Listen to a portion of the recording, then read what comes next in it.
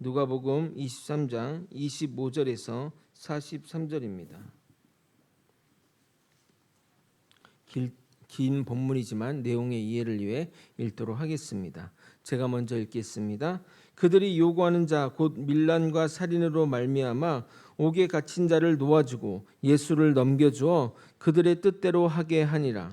그들이 예수를 끌고 갈 때에 시몬이라는 구레네 사람이 시골에서 오는 것을 붙들어 그에게 십자가를 지워 예수를 따르게 하더라. 또 백성과 및 그를 위하여 가슴을 치며 슬피 우는 여자의 큰 무리가 따라오는지라.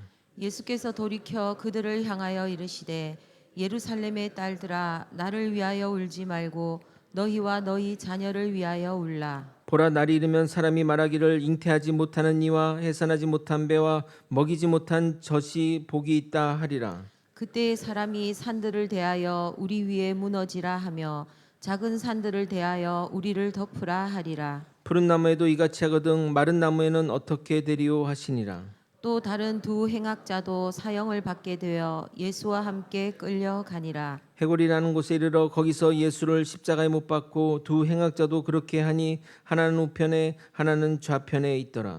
이에 예수께서 이르시되 아버지 저들을 사하여 주옵소서 자기들이 하는 것을 알지 못함이니이다 하시더라.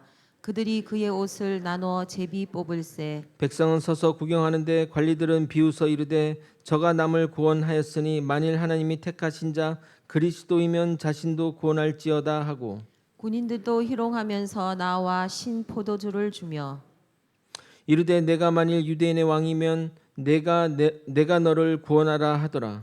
그의 위에 이는 유대인의 왕이라 쓴 패가 있더라. 달린 행악자 중 하나는 비방하여 이르되 내가 그리스도가 아니냐 너와 우리를 구원하라 하되, 하나는 그 사람을 꾸짖어 이르되 내가 동일한 정죄를 받고서도 하나님을 두려워하지 아니하느냐. 우리가 행한 일에 상당한 보응을 받는 것이니 이에 당연하거니와 이 사람이 행한 것은 옳지 않은 것이 없느니라 하고, 이르되 예수여 당신의 나라에 임하실 때에 나를 기억하소서 하니 함께 읽겠습니다. 예수께서 예수께서 이르시되 내가 진실로 내게 이르노니 오늘 내가 나와 함께 낙원에 있으리라 하시니라. 아멘. 성가대 얼굴을 보지만 저는 성가대 얼굴을 볼 수 없고 이제 지휘자분의 얼굴을 보는데, 성가대가 잘 웃지 않는지 지휘자분들이 계속 웃으면서 이렇게 지휘를 하는 모습이 너무 인상 깊어서 말씀드립니다. 제가 옛날에 저도 이제 교회 다닐 때 성가대를 한 적이 있었는데 그때 노래 연습을 못했어요. 그래가지고 그냥 립싱크로 웃으면서 막 이렇게 했거든요. 근데 끝나고 나서 저기 홍집사 찬양에 은혜 많이 받았다고 웃으면 네, 정말 아름답게 더 찬양이 전달되는 것 같습니다.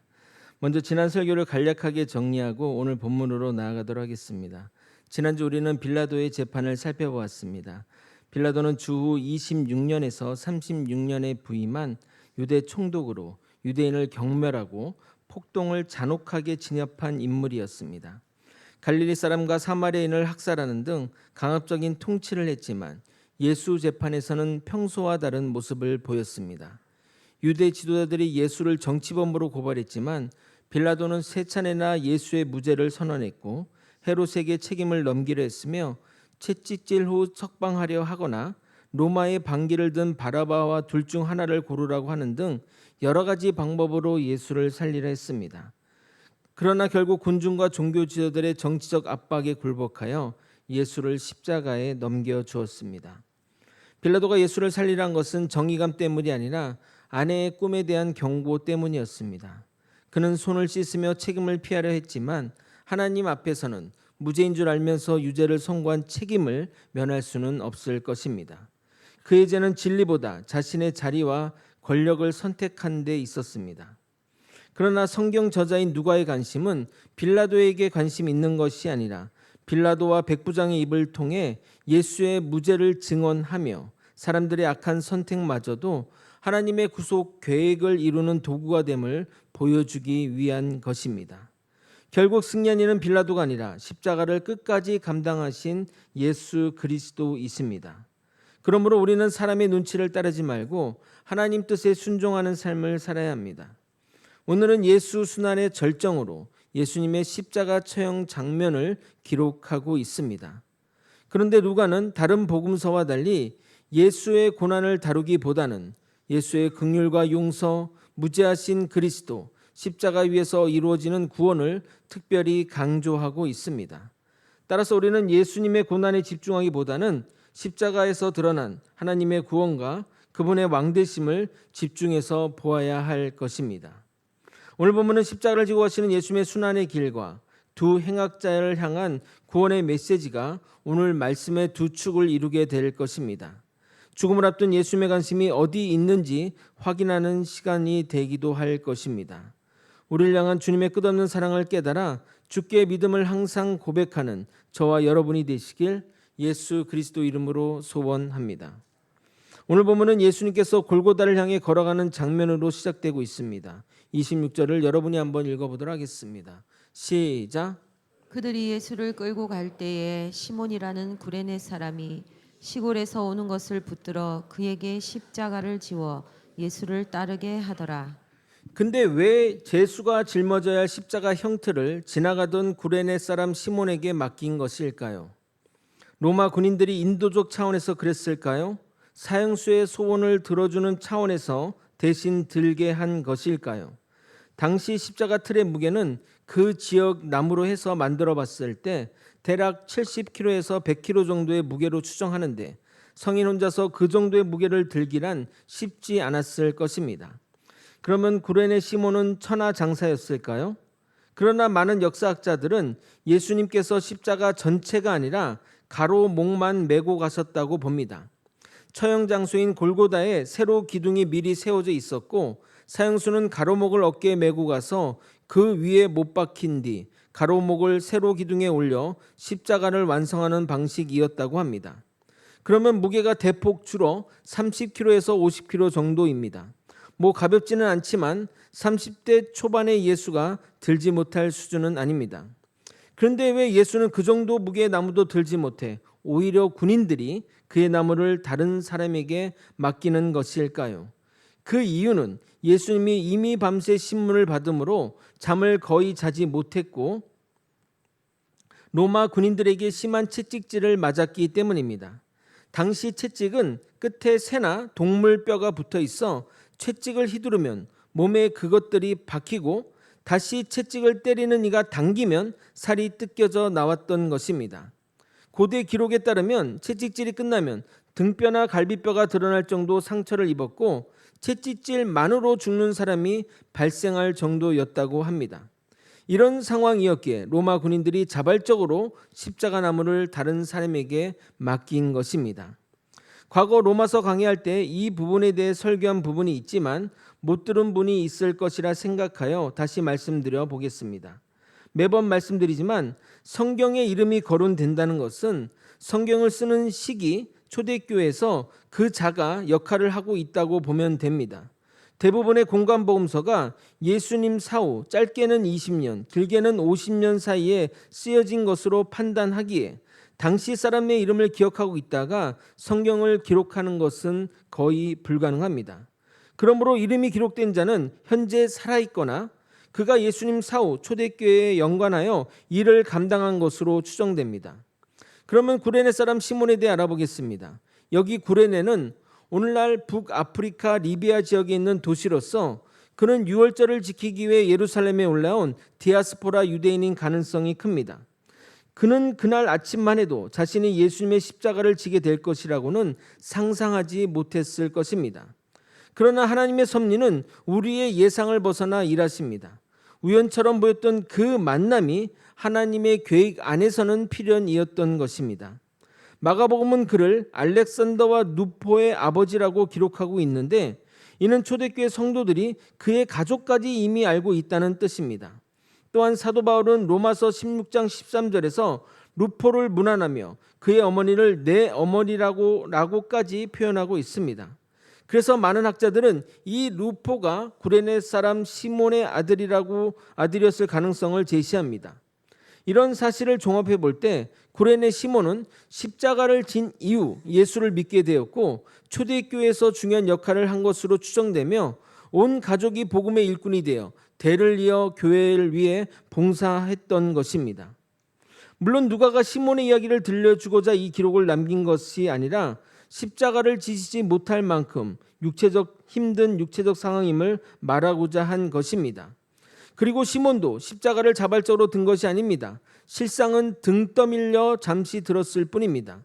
그러나 십자가를 억지로 졌던 단 한 번의 사건이 한 사람의 인생뿐 아니라 그의 가정까지 변화시킨 것입니다.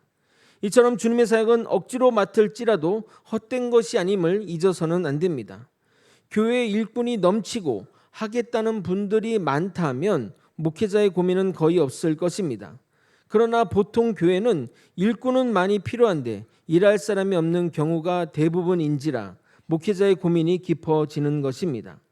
저희 사역의 원칙은 기쁨으로 감당하려는 분에게 맡기자이지만 정말 가끔은, 진짜 가끔은 필수적으로 꼭 필요한 사역은 성도에게 부탁하는 경우가 종종 있습니다. 그러나 정말 흔치는 않습니다. 그러니 여러분에게 사역 부탁이 들어온다면 기쁨으로 감당해 주셨으면 좋겠습니다. 구레네 사람 시몬처럼 억지로 맡을지라도 하나님의 축복이 반드시 있을 것입니다. 예수가 걸어간 고난의 길에 많은 이들이 따라갔는데 그 가운데 특히 여인들이 그의 뒤를 많이 따랐습니다. 예수의 복음이 가난하고 소외되고 사회적 약자들을 향했기에 더욱 그런 이들이 예수의 뒤를 따랐던 것입니다. 예수님은 스스로 걷기도 힘든 상황인데도 여전히 시선은 본인이 아닌 그들에게 가 있었던 것입니다. 28절입니다. 예루살렘의 딸들아 나를 위하여 울지 말고 너희와 너희 자녀를 위하여 울라. 보통 사람이라면 자신의 고통에만 집중했을 것입니다. 그러나 예수님은 마지막 순간까지도 다른 사람을 바라보십니다. 왜 이런 말씀을 하시는 것일까요? 예수님은 앞으로 예루살렘에 임할 하나님의 심판을 내다보셨기 때문입니다. 주 70년 티투스가 이끄는 로마 군대는 예루살렘을 함락시켰고 성전은 무너뜨렸으며 수많은 사람이 그 가운데 죽거나 포로로 잡혀갔습니다. 그래서 예수님은 지금 당신의 죽음보다 회개하지 않은 백성들에게 임할 심판이 더 안타까워서 이런 이야기를 하시는 겁니다. 이 장면은 예수의 마음이 어떠한지를 잘 보여주고 있습니다. 십자가를 지는 그 순간에도 자신의 억울함을 호소하지 않으시고 오히려 죄인들을 불쌍히 여기셨습니다. 이것이 선한 목자의 마음인 것입니다.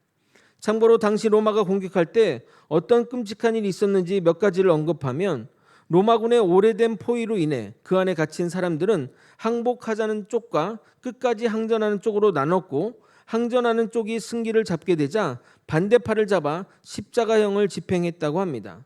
기록에 따르면 성벽 외곽을 삥 둘러 십자가로 채울 만큼 그렇게 피해 복수가 이루어졌다고 합니다. 또한 성 안에는 식량이 떨어져 사람 시신을 먹었다는 기록도 있을 정도이니 정작 로마군이 성 안으로 들어갔을 때 별다른 저항이 없었다고 합니다. 차라리 적의 칼에 죽는 것이 낫겠다는 마음이 아니었을까 사료됩니다. 32절에는 또 다른 중요한 사건이 하나 기록되고 있습니다.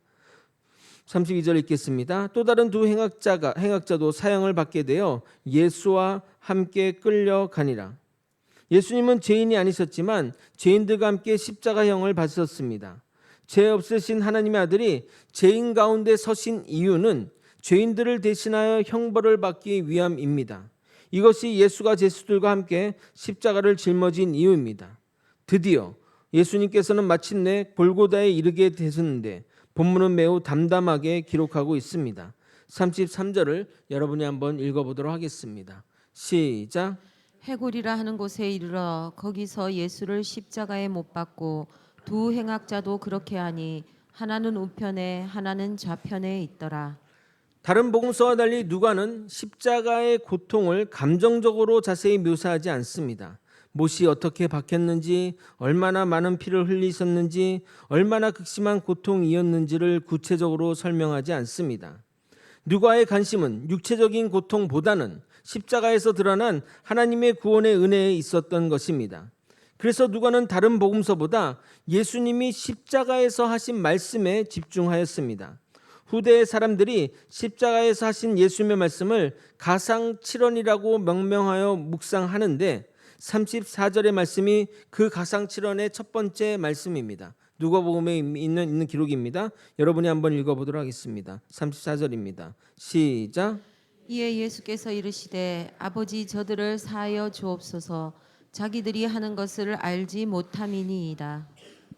여러분, 이 말의 의미가 무엇인지 아십니까? 예수님은 자신을 죽이는 자들을 위해 기도하셨다는 것입니다. 십자가는 가장 잔인한 형벌이었습니다. 손과 발이 못에 박히고 몸무게가 못에 실려 극심한 고통을 겪으며 숨을 쉬기조차 어려운 형벌이었습니다. 보통 사람이라면 이런 상황에서 원망하고 저주했을 것입니다. 그러나 예수님은 전혀 다른 말씀을 하십니다. 아버지 저들을 사하여 주옵소서라고 말입니다. 더 놀라운 것은 예수님께서는 저들이 회개하면 용서해 주십시오라고 말씀하지 않으셨다는 겁니다. 예수님은 그들의 죄사함을 위해 하나님께 기도한 것입니다. 이것이 바로 하나님의 은혜입니다. 우리가 하나님을 먼저 찾은 것이 아니라 하나님이 먼저 우리를 찾아오셨고, 우리가 먼저 사랑한 것이 아니라 하나님께서 먼저 사랑하셨습니다. 십자가는 인간의 마음보다 하나님의 사랑이 더 크다는 사실을 보여주는 현장인 것입니다. 예수님께서는 누가복음 6장에서 제자들에게 이렇게 가르쳤습니다. 누가복음 6장 27절 하반절부터 28절입니다. 너희 원수를 사랑하며 너희를 미워하는 자를 선대하며 너희를 저주하는 자를 위하여 축복하며 너희를 모욕하는 자를 위하여 기도하라. 예수님은 공허하게 원수를 사랑하라며 당신도 지킬 수 없는 말씀을 하신 것이 아닙니다. 십자가 위에서 그 말씀을 친히 실천하셨습니다. 십자가는 예수님의 가르침과 삶이 하나였음을 가장 선명하게 보여주는 현장이기도 한 것입니다. 예수님은 자신을 못 박는 군인들을 위해 기도하셨고 거짓 증언한 종교 지도자들을 위해 기도하셨으며 십자가에 못 박으라고 소리치는 군중들을 향해 기도하셨습니다. 이것이 하나님의 사랑인 것입니다. 그렇게 끝없는 사랑과 용서가 한 곳에서 펼쳐지고 있는데 한 곳에서는 예수를 향한 조롱이 펼쳐지고 있습니다. 먼저 군인들은 아직 살아있는 예수님의 몸을 제비 뽑습니다. 돌아가시고 해도 될 일인데 마치 생전에 자식들이 유산 상속하듯이 그렇게 행동하는 것입니다. 백성들은 이런 상황을 구경만 하고 지도자들은 이렇게 예수를 조롱합니다. 누가복음 23장 35절 백성은 서서 구경하는데 관리들은 비웃어 이르되 저가 남을 구원하였으니 만일 하나님이 택하신 자 그리스도이면 자신도 구원할지어다 하고 군인도 질세라 조롱에 동참합니다. 37절 이르되 내가 만일 유대인의 왕이면 내가 너를 구원하라. 얼핏 보면 이들의 말은 조롱처럼 들리나 역설적으로 그들은 진리를 말하고 있는 것입니다. 예수님은 만군의 왕으로서 정말 자신을 구원할 수 있는 분이셨고 12군단이 넘는 천사를 부르실 수도 있었습니다. 그러나 예수님은 그렇게 하지 않으셨습니다. 왜요? 우리를 구원하시기 위해서입니다. 십자가에서 내려오셨다면 당신은 살 수 있으셨겠지만 죄인은 영원히 구원받을 수 없었을 것입니다. 예수님은 당신을 살리기 위해 십자가를 피하지 않으셨고 우리를 살리기 위해 십자가를 끝까지 견디셨습니다. 사랑하는 성도 여러분, 예수님께서 십자가에서 가장 먼저 하신 일은 심판이 아니라 용서였습니다. 이것은 하나님의 나라가 어떤 나라인지를 보여줍니다. 반면 우리는 누군가에게 상처를 받으면 쉽게 용서하지 못합니다. 먼저 사과하기를 기다리고 상대가 변하기를 기다립니다. 그러나 하나님은 죄인인 우리를 먼저 찾아오셨습니다. 사도 바울은 이것을 이렇게 말합니다. 로마서 5장 8절 상반절입니다. 우리가 아직 죄인 되었을 때 그리스도께서 우리를 위하여 죽으심으로. 이것이 바로 십자가의 사랑인 것입니다. 용서는 하나님의 나라를 여는 첫 번째 열쇠입니다. 앞에서 언급한 대로 예수님께서 십자가에 달리셨을 때 그 좌우에는 2명의 행악자가 함께 달려 있었습니다. 그런데 이 장면은 우연이 아닙니다. 이사야 선지자가 이미 오래전에 메시아에 대하여 이렇게 예언하였습니다. 이사야 53장 12절 하반절 그는 범죄자 중 하나로 헤아림을 받았음이니라. 그러나 그가 많은 사람의 죄를 담당하며 범죄자를 위하여 기도하였느니라. 죄가 없으신 하나님의 아들이 죄인 가운데 서셨습니다. 그 이유는 죄인을 대신하여 형벌을 받으시기 위함입니다. 그런데 누가는 다른 복음서보다 이 두 강도의 이야기를 훨씬 자세히 기록하고 있습니다. 왜냐하면 십자가가 어떤 사람을 구원하는지 그리고 구원이 어떤 식으로 이루어지는지를 가장 선명하게 보여주는 장면이기 때문입니다. 두 사람의 환경은 같았지만 예수를 향한 태도는 달랐습니다. 첫 번째 강도의 말입니다. 39절입니다. 달린 행악자 중 하나는 비방하여 이르되 내가 그리스도가 아니냐 너와 우리를 구원하라. 그는 죽음을 눈앞에 두고도 예수를 조롱합니다. 그가 원하는 것은 죄사함이 아니라 하나님과의 화해도 아닌 단지 지금 당장 고통에서 벗어난 것뿐이었습니다. 그런데 많은 사람들이 하나님을 찾는 이유도 여기에 머물 때가 많습니다. 문제가 해결되기를 원하고 병이 낫기를 원하며 형편이 나아지기를 원합니다. 그러나 정작 하나님을 원하는 것 같지는 않은 것 같습니다. 반면 다른 강도는 전혀 다른 모습을 보여주고 있습니다. 40절 41절을 여러분이 한번 읽어보도록 하겠습니다. 시작. 하나는 그 사람을 두려워하지 아니하느냐 우리는 우리가 행한 일에 상당한 보응을 받는 것이니 이에 당연하거니와 이 사람이 행한 것은 옳지 않은 것이 없느니라. 그는 세 가지를 고백하고 있습니다. 첫 번째는 자신이 죄인임을 인정하고 있습니다. 둘째는 예수의 무죄를 인정하고 있습니다. 셋째는 예수님이 왕이심을 믿고 있습니다. 그는 예수님께 이렇게 말합니다. 42절 이르되 예수여 당신의 나라에 임하실 때 나를 기억하소서 하니 사람들은 이 강도를 정말 운이 좋았다고 말합니다. 평생 나쁜 짓만 하다 말 한마디로 영원한 생명을 보장받았으니 말입니다. 가끔 가족 중에 죽기 전에 믿겠다고 말하는 분들이 있습니다. 그래서 성경을 좀 아시는 분은 나는 저 강도가 제일 부럽다고 말합니다. 그러나 잘 생각해 보십시오. 그는 운이 좋은 자가 아니라 준비된 자였고 삭개오처럼 그런 자를 예수님이 만나주신 것입니다. 여러분 스스로 그 현장에 있다고 생각해 보십시오. 예수님은 피 흘리며 곧 죽음을 앞두고 있고 십자가에 달려 사람들의 모욕과 조롱을 받고 있습니다. 겉으로 보기에는 완전히 죄인과 별반 차이가 없어 보입니다. 아마도 우리가 거기 있었다면 둘 중에 어떤 행동을 했을까요? 그 자리, 그 상황 속에 들어간다면 대부분 첫 번째 강도처럼 행동했을 것입니다. 그런데 두 번째 강도는 자신이 예수를 믿으니 지금 자신에게 어떻게 해줄 것을 바라는 것이 아니라 영원한 하나님의 나라를 말하고 있는 것입니다. 그는 평소 예수를 아는 자였고 예수가 하신 말씀을 오며가며 귀담아 들은 자이며 십자가 넘어 있는 하나님의 나라와 왕권을 믿는 자입니다. 결코 우연히 얻어 걸린 자가 아니라 참된 믿음을 소유한 자입니다. 참된 믿음은 눈에 보이는 현실보다 하나님의 약속을 더 신뢰하는 믿음입니다. 이처럼 구원은 행위가 아니라 믿음으로 맺습니다. 이 강도가 무엇을 했겠습니까? 세례를 받은 적도 없고 선행을 쌓을 시간도 없었습니다. 당연히 율법을 지킬 기회도 없었으며 봉사도 헌금도 공로도 없었을 것입니다. 평생 죄만 짓고 살았을 것입니다. 그에게 남은 것은 예수님이 어떤 분이신지를 아는 믿음뿐이었습니다. 그런데도 예수님은 그에게 이렇게 말씀합니다. 43절 함께 읽겠습니다. 시작. 예수께서 이르시되 내가 진실로 내게 이르노니 오늘 내가 나와 함께 낙원에 있으리라 하시니라. 예수님은 그에게 너가 조금 더 착하게 살았더라면, 너가 조금 더 시간을 두고 회개했더라면, 너가 더 율법을 지켰더라면 라고 말씀하지 않으셨습니다. 오직 믿음으로 예수님께 나온 죄인을 받아주셨습니다. 이 장면은 사도 바울이 그렇게 강조한 이신칭이 믿음으로 의롭다함을 받는다를 가장 선명하게 보여주는 장면인 것입니다. 우리는 선한 행위 때문에 구원을 받는 것이 아니라 그리스도를 믿음으로 의롭다 하심을 받는 것입니다. 누가복음을 보면 예수님의 사역은 처음부터 끝까지 동일합니다. 잃어버린 양을 찾으셨고 세리와 죄인을 부르셨으며 죄인이라 손가락질 받는 삭개오를 권하셨고 잃어버린 아들 탕자를 비유로 말씀하셨습니다.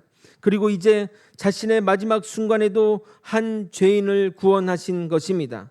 예수님은 끝까지 한 영혼을 구원하셨습니다. 십자가는 구원의 문이 닫히는 장소가 아니라 가장 넓게 열리는 장소였습니다. 예수님의 두 손이 십자가에 벌려진 것은 마치 모든 죄를 품으시려는 하나님의 사랑을 보여주는 것 같습니다.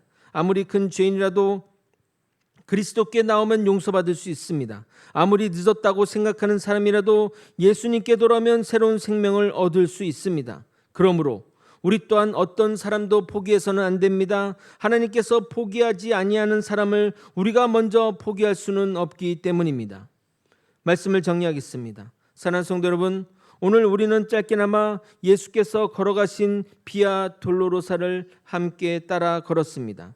그 길은 단순히 한 죄수가 처형장으로 끌려가는 길이 아니라 죄인을 살리기 위해 하나님의 아들이 끝까지 걸어가신 구원의 길이었습니다.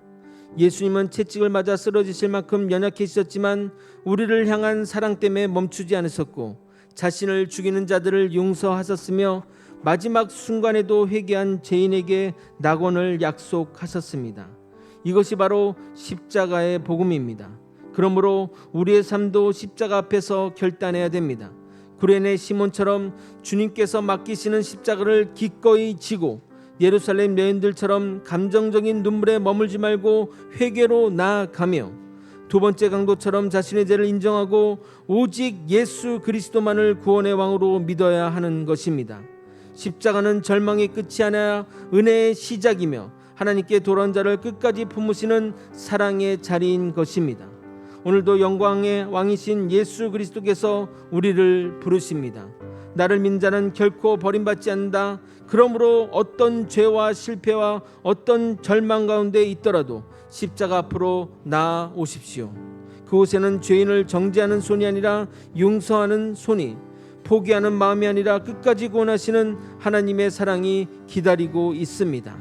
우리 모두 그 은혜를 붙들고 날마다 십자가를 따르며 살아가는 참된 제자가 되시길 예수 그리스도 이름으로 축원드리옵나이다.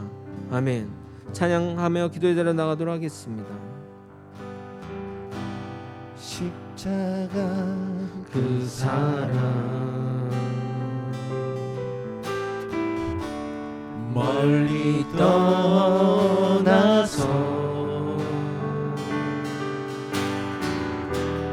무너진 나의 삶 속에 잊혀진 주의 돌 같은 내 마음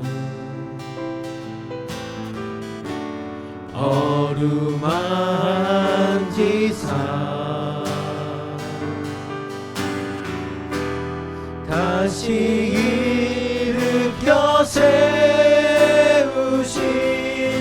주를 사랑합니다. 주 나를 보호하시고 날 붙드시니 나는 보배롭고 존귀한 주님의 자녀라. 주 너를 보호하시고 널 붙드시니 너는 보배롭고 존귀한 주의 자녀라. 지나간 일들을 기억하지 않으시고 지나간 일들을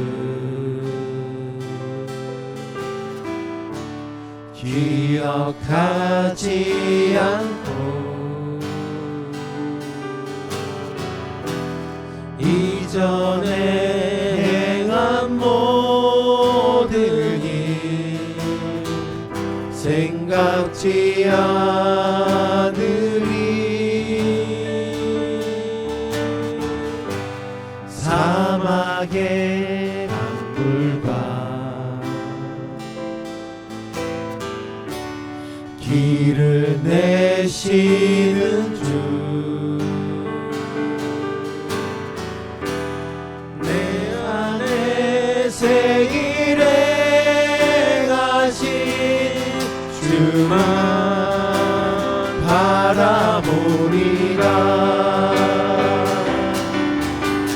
주 나를 보호하시고 날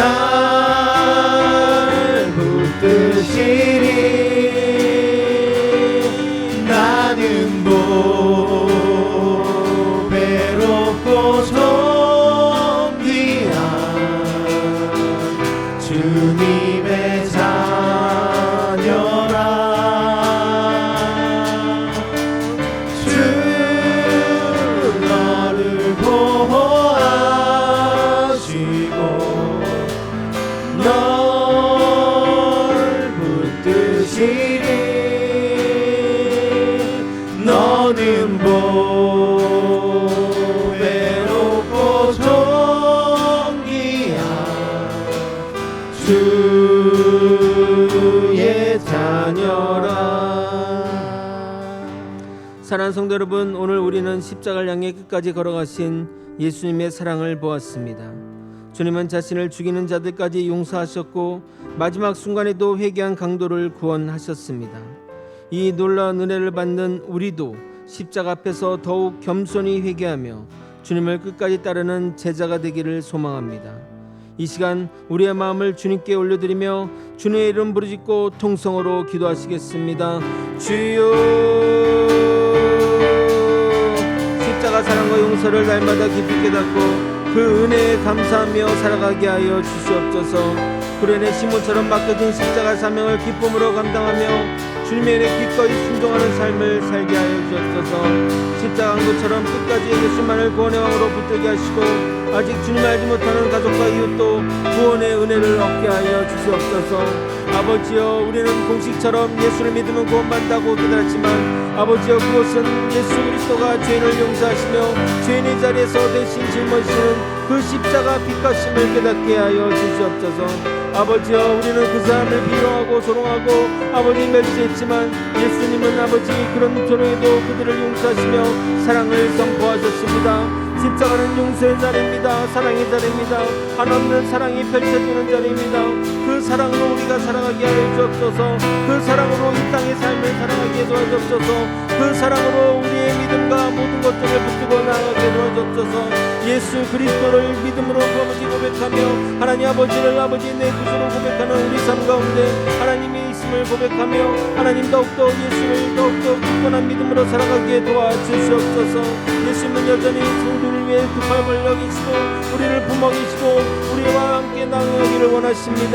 아버지, 우리가 정말 예수 그리스도를 고백하며 정말 진정으로 주님을 따르는 자가 되기를 소망합니다. 아버지, 우리는 단순히 공식처럼 예수를 믿으면 구원받는다라고 생각했지만 아버지, 그 길은 결코 쉬운 길이 아니었습니다. 자신을 조롱하고 십자가에 못 박이라 소리치며 자신을 못 박는 그 자를 용서하시며 섰던 자리인 것입니다. 예수님의 십자가에서 사랑과 용서가 그렇게 깊고 깊은지를 다시 한번 깨닫게 하시고 우리 또한 우리에게 주어진 사람들을 아버지 구원의 길로 나아가도록 인도하여 주시옵소서. 십자가 사랑과 용서를 날마다 깊이 깨달으며 그 은혜에 감사하며 살아가는 우리 모든 성도들이 다 되게 이끌어 주시옵소서. 감사드리며 이제는 우리를 위하여 빌라 돌로로사의 길을 끝까지 걸으시고 십자가에서 죄인을 용서하시며 회개하는 강도에게 낙원을 약속하신 우리 주 예수 그리스도의 은혜와 독생자를 아낌없이 내어주신 하나님 아버지의 크신 사랑하심과 오늘도 우리를 회개로 이끄시고 끝까지 믿음 안에서 붙드시는 성령님의 교통하심과 역사하심이 십자가 사랑을 깊이 붙들고 날마다 주님의 용서와 은혜를 전하며 어떤 영혼도 포기하지 않고 복음의 소망을 전하는 삶으로 살아가기를 다짐하는 우리 사랑하는 성도님 머리 위에 그들의 가정과 생업과 거제의 소망교회 위에 이제로부터 영원토록 함께 하시기를 간절히 축원하옵나이다. 아멘. 아버지, 기도해주시고 아버지, 이렇게 도와주시고 아버지